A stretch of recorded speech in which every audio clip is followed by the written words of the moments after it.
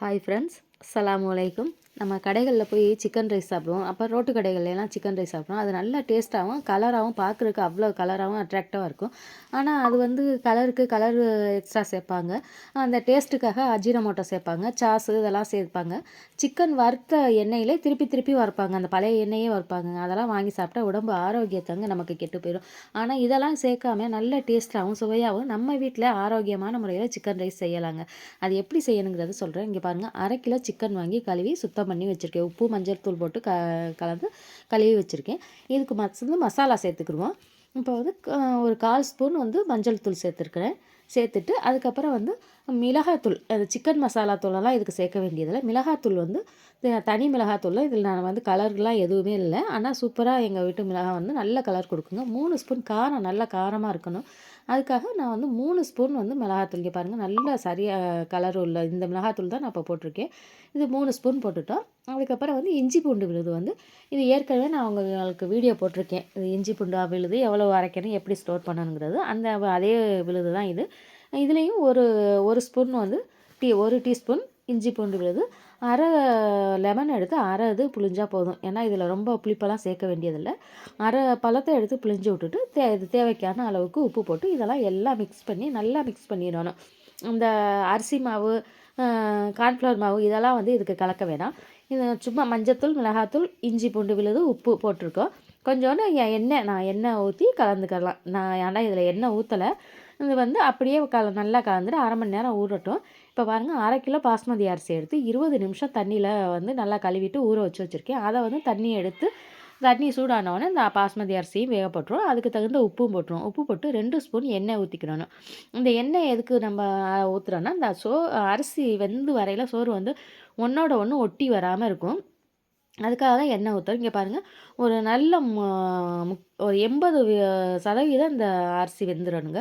இங்கே பாருங்கள், நம்ம எடுத்து பார்க்கையில் வந்து அந்த சோறு வந்து நசுங்கக்கூடாது. அப்படியே கட் பண்ணாக்கா 2ஆக கட் ஆகிற அளவுக்கு தான் இருக்கணும். நான் இப்போ கட் பண்ணி காமிச்சல அதே அளவுக்கு இதை எடுத்து அப்படியே வடிச்சிருவோம். ஏன்னா ரொம்ப வெந்துச்சுன்னா குழஞ்சு போயிடும். அதுக்காக நல்லா 80% வெந்த உடனே அந்த 2ஆக கட் ஆகிற பக்குவம் வந்த உடனே அப்படியே வடித்து நம்ம நல்லா இதை ஒரு தட்டில் பரப்பி கொட்டி நல்லா ஆற வச்சிடணும். இது ஆறிக்கிட்டே இருக்கையில் நம்ம வந்து இதுக்கு இந்த சிக்கன்லாம் மசாலாவெலாம் போட்டு கலந்து வச்சுருக்கோம்ல, அந்த சிக்கன்லாம் நம்ம வறுத்து ரெடி பண்ணி வச்சுருவோம். இது நல்லா ஆறட்டும். இப்போ வாங்க சிக்கனை வறுக்க போயிடும். ஒரு கடாயில் எண்ணெய் எடுத்து நல்லா எண்ணெய் சூடானோடனே நம்ம மசாலா போட்டு கலந்து வச்சுருக்க சிக்கன் எடுத்து வறுத்துருவோம். ஏன்னா இது வந்து எண்ணெய் நல்லா சூடாகையில் சிக்கன் போட்டு டக்குன்னு என்ன பண்ணிடணும், அப்படியே அனல் வந்து குறைச்சிடணும். ஏன்னா அதே அனலில் வச்சோம்னா சிக்கன் மேலே உள்ள மசாலா கருகிரும், உள்ளே உள்ள சிக்கன் வேகவே வேகாது. நல்ல சூடு வந்த உடனே நம்ம வந்து அனலை வந்து கம்மி பண்ணிடணும். அந்த சிக்கன் போட்ட உடனே அப்படி அனல் சூடு வரலைன்றாலும் சிக்கனில் வந்து எண்ணெய் அப்படி கோத்துக்கிட்டு சரியாக நல்லா இருக்காது. அதுக்காக நல்லா எண்ணெய் சூடு ஆன உடனே நம்ம சிக்கன் போட்டு அந்த அப்படி பொரிஞ்சு வரையில் அனலை கம்மி பண்ணிடணும். அந்த அளவுக்கு வந்து இந்த பாருங்கள், நான் சிக்கன்லாம் எடுத்து எல்லா சிக்கனையும் போட்டு நல்லா வறுத்து எடுத்துட்டேங்க. வறுத்து எடுத்து க்ளீனாக எடுத்து வச்சுட்டு அதே நம்ம எண்ணெய் ரெடி பண்ணோம்ல, அந்த சிக்கன் வறுத்தோம்ல, அதே எண்ணெய் இன்னொரு கடாயில் எடுத்து ஊற்றிக்குவோம். ஏன்னா இந்த எண்ணெய் வந்து நம்ம திருப்பி வந்து நம்ம சிக்கன் வறுத்த எண்ணெய் திருப்பி புழங்க மாட்டோம். அதை தூக்கி ஊற்றிடுவோம். அதுக்காக இந்த சூடு ஆறாமல் இருக்கையில் அந்த சூடோடவே நம்ம புழங்கிட்டோம்னா அது பிரச்சனை இல்லை. அதனால் அதே எண்ணெயில் வந்து இப்போ 4 முட்டையை எடுத்து உடச்சி ஊற்றி, இங்கே பாருங்கள், நான் இப்போ கிண்டுறேன் பாருங்கள். இதே போல் கிண்டிக்கிட்டே இருந்தோம்னாக்கா அந்த ரொம்ப வேக விடாமல் கால்வாசி வெந்துட்டு வரையில் இப்படி கிண்டிட்டோம்னா அப்படியே பொரியாக கிண்டி அந்த முட்டையெல்லாம் வந்துடும். இங்கே பாருங்களேன், இந்த அளவுக்கு பொரியாக வந்திருக்குது பாருங்கள். இதே மாதிரி நல்லா வெந்த உடனே அப்படியே உதிரியாக, நாங்கள் பொரியான்னு சொல்லுவோம், உதிரியாக வந்துருச்சு. வந்ததுக்கப்புறம் அதையும் எடுத்து அப்படியே தனியாக வச்சுட்டு ஒரு பாத்திரத்தை எடுத்து நல்லா அடிக்கனமான பாத்திரம், இது நான்ஸ்டிக் பாத்திரம் தான். இது வந்து நல்லா 1.5 கிலோ பிரியாணி பாத்திரம், 1.5 கிலோ அரிசி வேகக்கூடிய அளவுக்கு. ஆனால் பெரிய பாத்திரம் சின்ன பாத்திரம் என்கிட்ட இல்லை. இப்போ நம்ம அதே எண்ணெயை வந்து இதுக்கும் நம்ம உபயோகப்படுத்திக்கலாம். ஏன்னா இப்போ சூடாக இருக்கையில் நம்ம உபயோகப்படுத்திட்டோம்னா அதுக்கப்புறம் நம்ம அந்த எண்ணெயை புழங்க மாட்டோம்ல. அதுக்காக தான் இப்போவே வந்து எல்லாத்துக்குமே இதே எண்ணெயை சேர்த்துட்டோம். அது பெரிய வெங்காயம் 2 வெங்காயம் எடுத்து கட் பண்ணி வச்சுருந்தேன். இப்போ நைஸாக நறுக்கி கட் பண்ணி வச்சுருந்தேன். இதையும் அந்த எண்ணெயில் போட்டு வறுத்து வரையணும். ஏன்னா இது பாத்திரம் பெருசாக இருக்கிறதுனால நான் போடுற பொருளெல்லாம் கம்மியாக தெரியுது. ஏன்னா இது பெரிய வெங்காயம், 2 வெங்காயம் நல்ல பெரிய வெங்காயம் தான். அதுக்கப்புறம் வந்து கேரட்டு பாருங்கள், இது வந்து 3 கேரட் எடுத்து கட் பண்ணி வச்சுருந்தேன். கேரட்டையும் நம்ம 3 கேரட்டையும் போட்டுட்டு, இதோட வந்து முட்டைக்கோசு வந்து ஒரு 200 கிராம் முட்டைக்கோசு. இதையும் நெய்ஸா நல்லா நீள நீளமா கட் பண்ணல. ஆனா நெய்ஸா கட் பண்ணி வச்சிருக்கிறேன். இது குடமிளகா. இந்த குடமிளகாய் வந்து இப்போவே போடக்கூடாது. ஏன்னா குடமிளகாய் இதெல்லாம் சேர்ந்து வேகையில குடமிளகாய் வெந்துச்சுனாக்கா ரொம்ப வெந்து போயிடும். அதுக்காக குடமிளகாய லாஸ்ட்டா தாங்க போடணும். இப்போ பாருங்கள், இந்த கேரட்டு, முட்டைக்கோசு, வெங்காயம் எல்லாமே நல்லா வதங்கி வருது. இதில் வந்து நம்ம இன்னும் காலிஃப்ளவர்லாம் சேர்க்கலாம். ஆனால் நான் காலிஃப்ளவர்லாம் என்கிட்ட இல்லை. அதனால முட்டைக்கோசும் கேரட்டும் தான் போட்டிருக்கேன். ஆனால் நீள நீளமாக கட் பண்ணலை, நெய்ஸாத்தையும் கட் பண்ணேன். அம்மாவை கட் பண்ண சொன்னேன்னா அம்மா நெய்ஸாக கட் பண்ணிட்டாங்க, நீளமாக கட் பண்ணாமல். இப்போ இதுக்கு தேவையான அளவு உப்பு போட்டுக்கிட்டோம். உப்பையும் போட்டு நல்லா அரை பக்குவம், ரொம்பவும் குழஞ்சி வெந்துடக்கூடாதுங்க. இது வந்து நம்ம சாப்பிடையில் இந்த கேரட்டு, முட்டைக்கோசு இதெல்லாம் வந்து பல்லில் கடிப்படணும். அந்த அளவுக்கு வெந்தால் போதும். இப்போ அரை பக்குவத்தில் இப்போ வந்து நம்ம சிக்கன் வறுத்து வச்சுருந்தோம்ல, அந்த சிக்கனையும் இந்த இதோட போட்டு நல்லா வறுத்துடணும். இங்கே பாருங்கள், நான் சேர்த்து எல்லாமே ஒன்றா சேர்த்து மிக்ஸ் பண்ணுறேன் பாருங்களேன். இப்போ மிக்ஸ் பண்ணிவிட்டு, இப்போ வந்து இந்த முட்டை நம்ம பொரியாக பொரித்து வச்சுருக்குறோம்ல, அந்த முட்டையும் இதோட சேர்த்து எல்லாமே மிக்ஸ் பண்ணிடணும். நல்லா மிக்ஸ் பண்ணணும். மிக்ஸ் பண்ணிவிட்டு இங்கே பாருங்கள், நான் எடுத்து வச்சுருக்க முட்டையும் இதோடவே சேர்த்துட்டேன். இதோடவே சேர்த்து நல்லா மிக்ஸ் பண்ணிடுவோம். இங்கே பாருங்கள், இதே அளவுக்கு.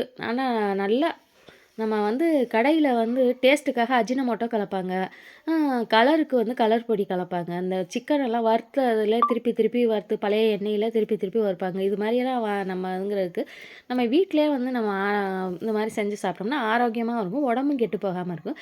இப்போ வந்து காரத்துக்காக ஒரு 1/2 ஸ்பூன் வந்து மிளகாத்தூள், கரம் மசாலா தூள் லைட்டாக தேவைப்பட்டால் கரம் மசாலா தூள் சேர்த்துக்கலாம். ஆனால் நான் சேர்க்கலை. இது வந்து ஜீரகத்தூள், மிளகுத்தூள் சேர்க்கையில் நான் ஃபோன் கீழே விழுந்துருச்சு, வீடியோ எடுக்க முடியலை. அதனால் மிளகுத்தூள் சேர்க்குறத மட்டும் இதில் எதுனா. ஆனால் நீங்கள் மிளகுத்தூள் சேர்த்துக்கோங்க. மிளகுத்தூள் தான் இதுக்கு காரம் நல்லாயிருக்கும். அதுக்கப்புறம் வந்து நம்ம குடமிளகா கட் பண்ணி வச்சுருக்கோம்ல, அந்த குடமிளகாயும் இதில் சேர்த்துடணும்.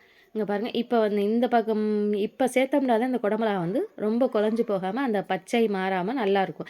நான் முன்னாடியே குடமிளகா சேர்த்துருந்தோம்னா அந்த காயெல்லாம் வேகிறதுக்கு முன்னாடி குடமிளகா சீக்கிரம் வெந்து போயிடும். அதுக்காக தான் லாஸ்ட்டாக குடமிளகா சேர்க்குறது. இப்போ எல்லாத்தையும் சேர்த்து மிக்ஸ் பண்ணதுக்கப்புறம் நம்ம ஆற வச்சுருக்கோம்ல அரிசி, அதையும் எடுத்து சோறு வடித்த சோறை வந்து அப்படியே எடுத்து இதை இந்த சிக்கனில் போட்டு மெதுவாக அப்படியே போட்டு பட்டுன்னு கிண்டக்கூடாதுங்க, கரண்டியை போட்டு. ஆனால் கடையிலலாம் வந்து அவங்க வந்து பாருங்களேன், அவங்க ஒரு மாதிரி அப்படி வாணலில் வச்சு வீசி வீசி அப்படி கரண்டியை போட்டு ஒதுங்காமல் அந்த உடையாமல் இருக்கிறதுக்காக வீசி வீசி கிண்டுவாங்க. அந்த அளவுக்கு நம்மளுக்கு கிண்டவெலாம் தெரியாது. அதுக்காக பக்குவமாக பொறுமையாக நம்ம அந்த சோறு உடஞ்சி போயிடாமல் இருக்கிறதுக்கு அழகாக பக்குவமாக கிண்டிடணும். இங்கே எனக்கு கொஞ்சம் போட்டு ஒரு இதாக கிண்டிட்டு அடுத்ததையும் ஒரே மொத்தத்தில் போட்டோம்னாலும் கிண்ட முடியாது, உடஞ்சி போயிடும். அதுக்காக 2 பக்குவமாக போட்டு 2 தடவை போட்டு கொஞ்சம் கொஞ்சமாக மிக்ஸ் பண்ணி எல்லாம் கிண்டி வச்சுட்டு முடிஞ்சு போச்சுங்க. இவ்வளோதாங்க இதோடைய சிக்கன் ரைஸ் வேலை. இதுக்கப்புறம் ஃபைனல் டச்சாக வந்து நம்ம மல்லித்தழை எடுத்து வச்சுருக்கோம்ல, அந்த மல்லித்தழையை அப்படியே மேலே தூவி விட்டு அதையும் லைட்டாக ஒரு பெரட்டு அப்படியே கிண்டி விட்டுறணும். கிண்டி விட்டுட்டு சாப்பிட பரிமாற வேண்டியதாங்க. ஆனால் நம்ம சாஸெல்லாம் சேர்க்கலைங்க. தக்காளி சாஸு, சில்லி சாஸு, வினிகர் இதெல்லாம் சேர்ப்பாங்க கடையில். அதெல்லாம் நம்ம சேர்க்கல. ஆனால் அதெல்லாம் சேர்க்காமே இவ்வளோ டேஸ்ட்டாக சூப்பராக நம்ம செய்ய முடியும். இது வந்து பாருங்கள் எவ்வளோ அருமையாக இருக்குது பார்த்தீங்களா?